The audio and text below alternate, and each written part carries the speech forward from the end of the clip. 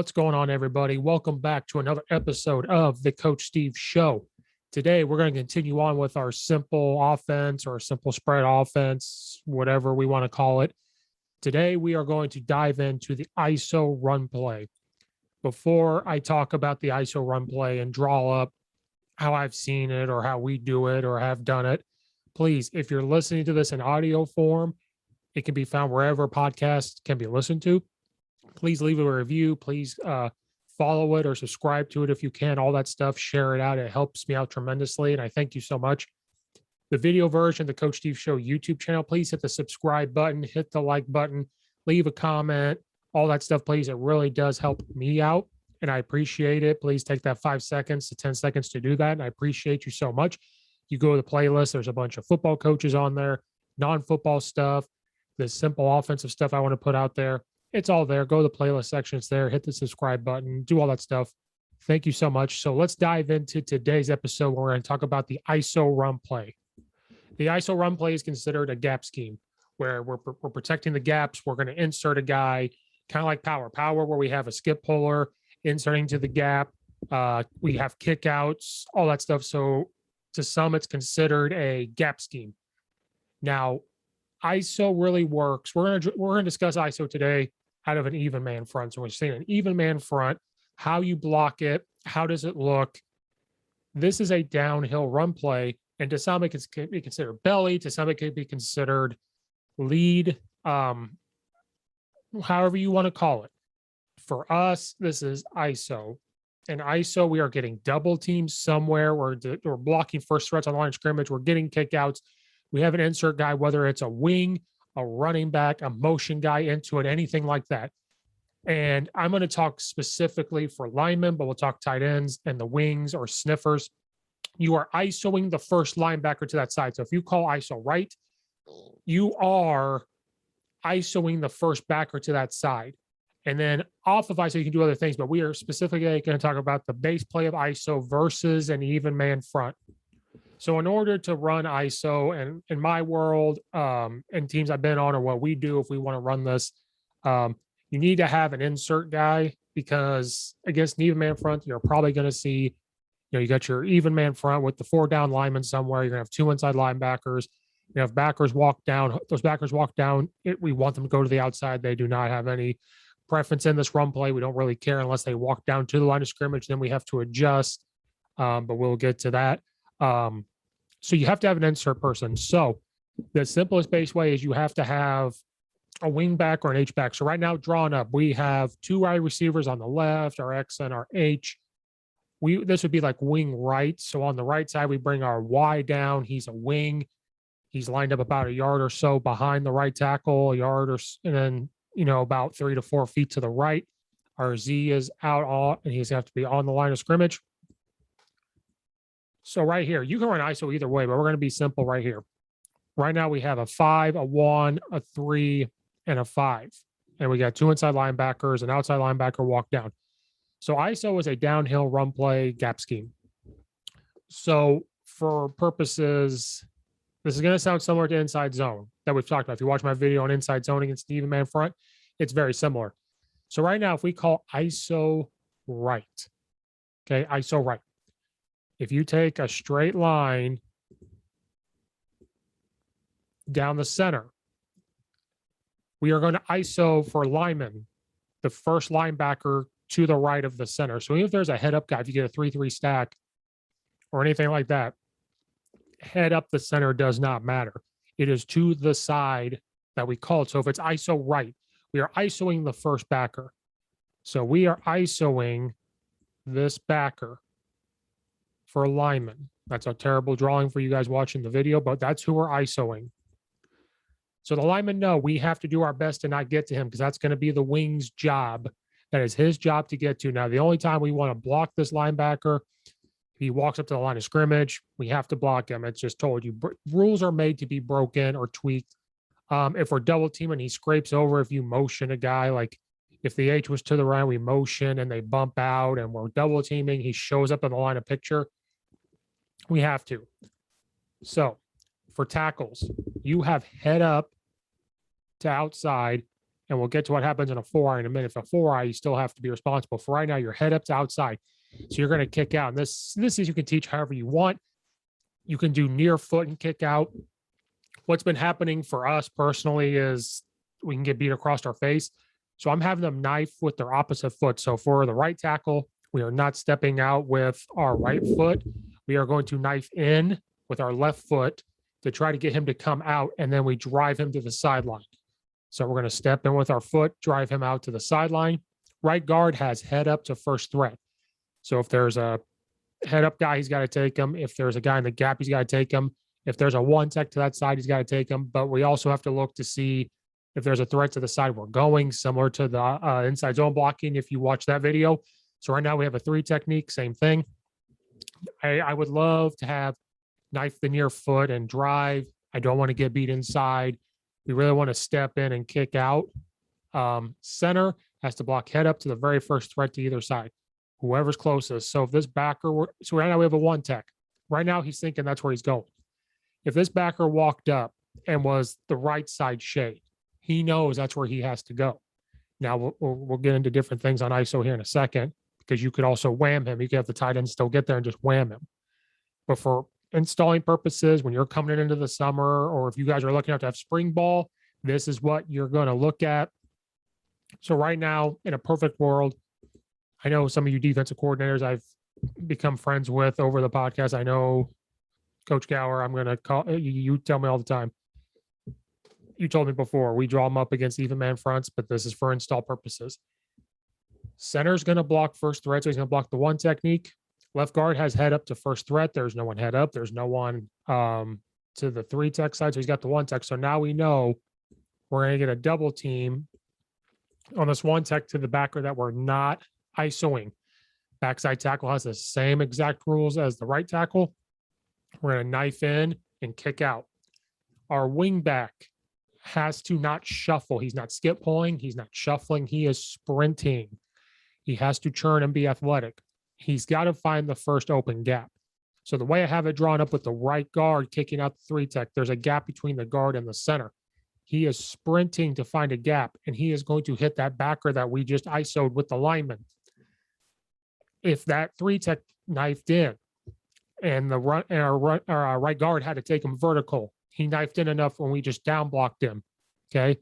That gap might hit right off the right tackle's butt.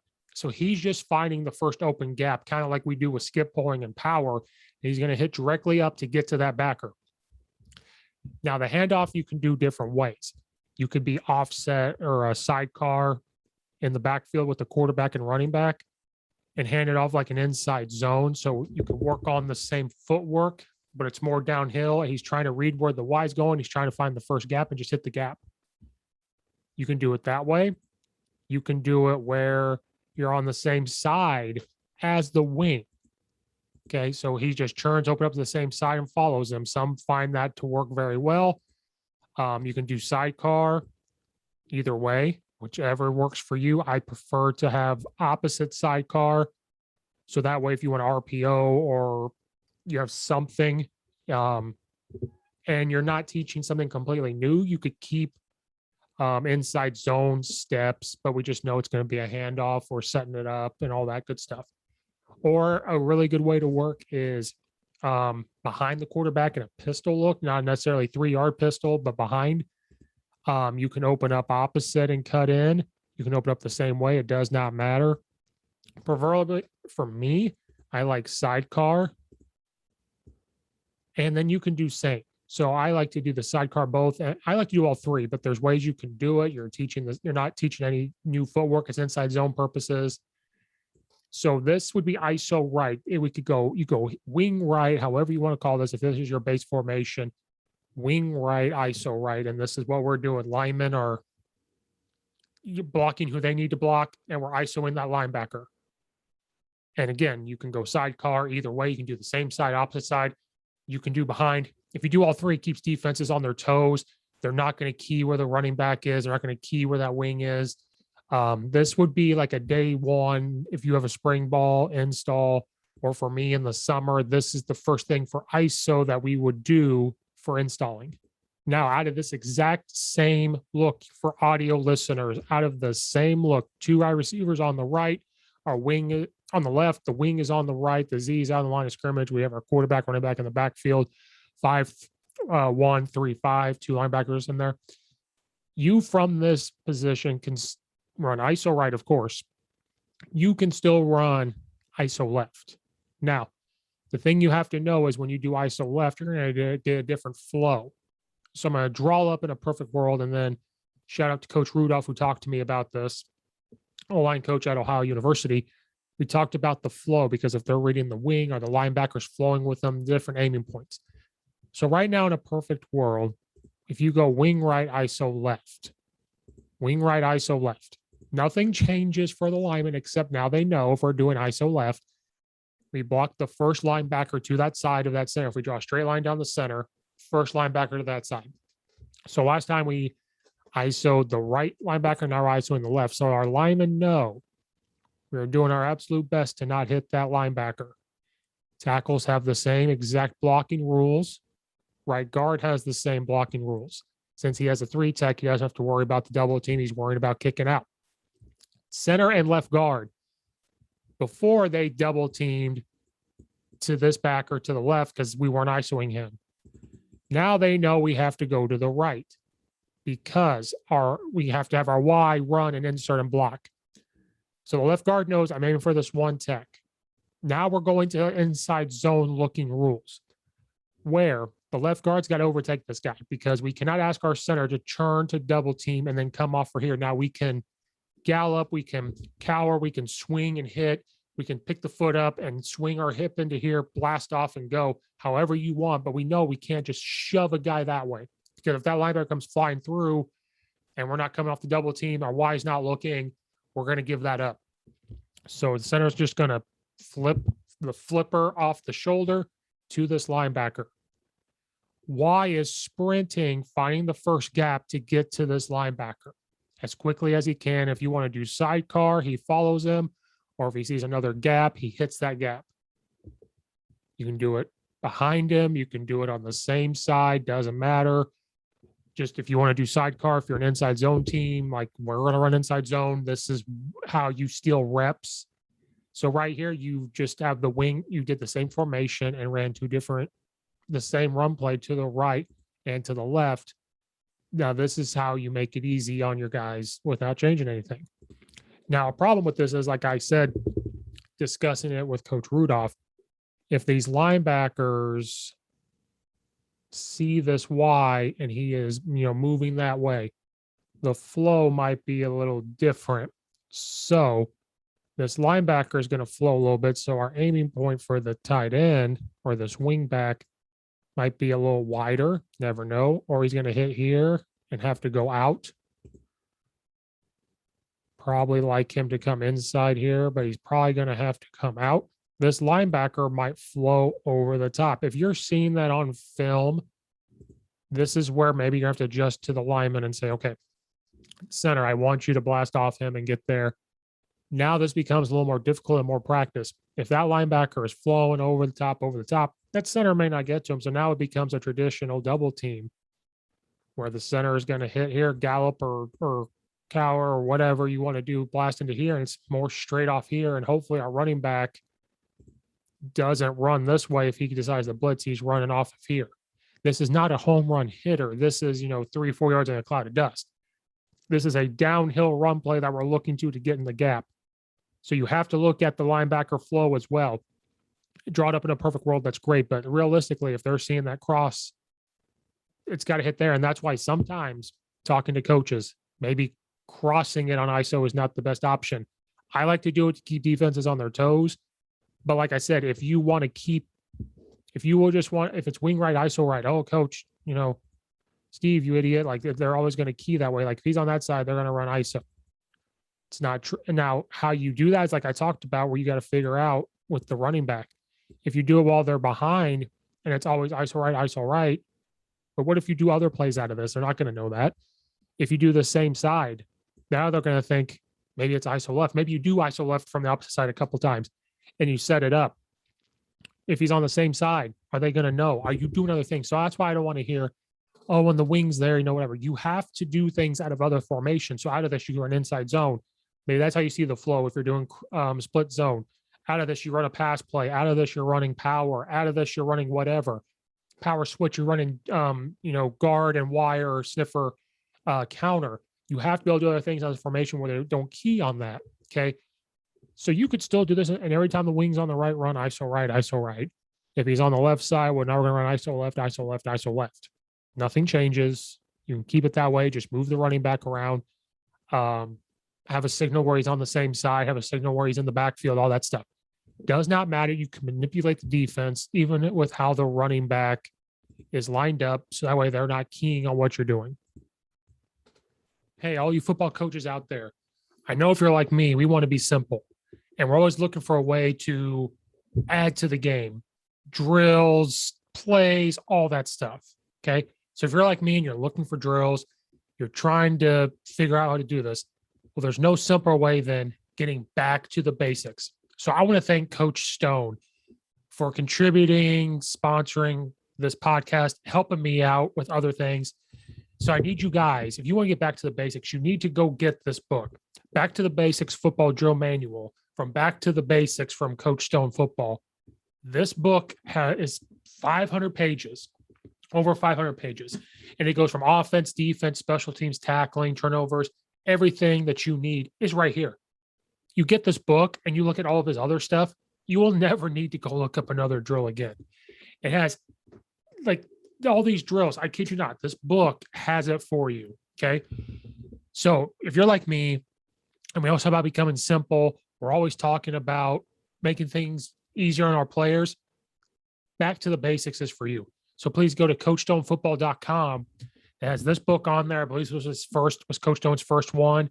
You need to go on there and get it.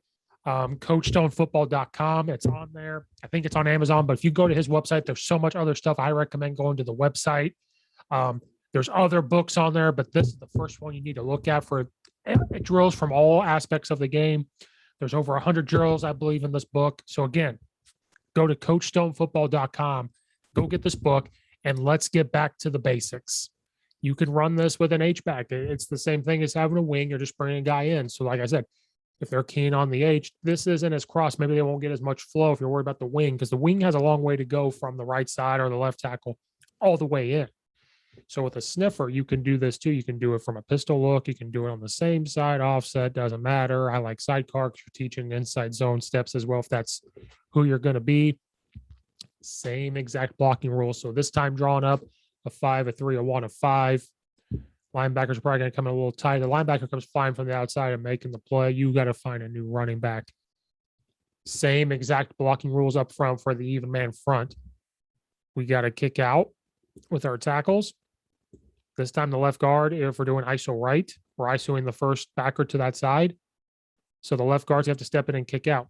Now center and guard, since the one tech's on the right, we're ISOing right. We should not touch that guy. This is where, if they line up like this, I'm not saying they're going to, but if they do, right guard knows he's going to have to take over that nose guard. Center's going to pick, put his leg up to kind of flipper, bash into him to get off. It's not a true double team, but you're just trying to collision here and then come to the linebacker.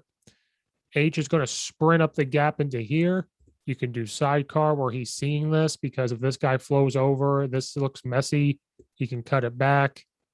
That's kind of why I like sidecar. And I'm not saying this is right or wrong. Again, I've said a million times, like inside zone. You can do same where he just follows. Maybe he can still see to cut back. That could work too.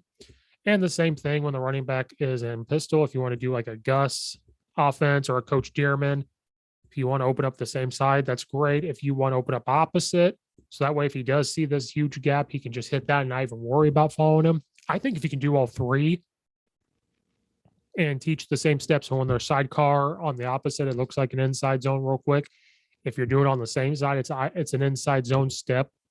If you're doing pistol, he's just opening up and turning hand in whichever side. If you can do all those, either way, those three, I think you're going to be in really good shape. The defense is not, because defenses, they want to key on that running back. I think you'd be in a pretty good spot.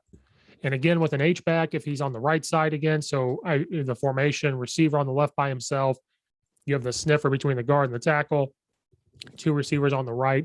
You can do ISO right out of this, which we just drew up. You can do ISO left. Again, I'm stupid simple. So up front for our 5 techs and our 3 techs, they're just kicking out. We're going to ISO left, so we're going to ISO the left backer. The center and right guard know they have to double team on this nose guard to get to this backer. H is quickly going to run up. And again, if you want to do sidecar and teach the inside zone steps, you do it this way. He is following him up the field. And the reason why this is really a gap scheme to me is because any gap could open up. He doesn't necessarily have to follow that insert guy. This is kind of where I like, if you watch my video on inside zone, those rules and these rules, they look very similar. We just have to understand which way we're going and what the flow is. Kind of like an inside zone, but sometimes, those interior guys have to know which way we're really going, who are ISOing. The tackles are pretty simple. They're head up to kicking out, and, well, 4 eyes later on, probably another episode. They just have to understand the flow. So they pick a gap. So if that H-back or the wing is inserting and it's real cloudy, we see a gap, we have to cut it and get there. That's why it's gaps. It's going to hit somewhere in a gap. So this is a nice compliment, I think, to if you have a downhill runner. This is a great compliment for that. And this is a great compliment for inside zone, in my opinion. And that's it, guys. We're going to talk about ISO through an even man front. We'll talk about stuff later on. This, again, I cannot stress this. The blocking scheme with this, and if you want a combo zone, for me personally, is very similar to each other. So you're stealing reps, you're getting double team reps. If you've got a downhill runner, great. This can really get downhill. But remember, to run this and you want to run the ball like this, you need an insert guy. They can't shuffle, they have to sprint. Again, great compliment, me personally, for inside zone. This is a great place to get double teams if you don't really want to try to dive down the rabbit hole for duo and all that stuff.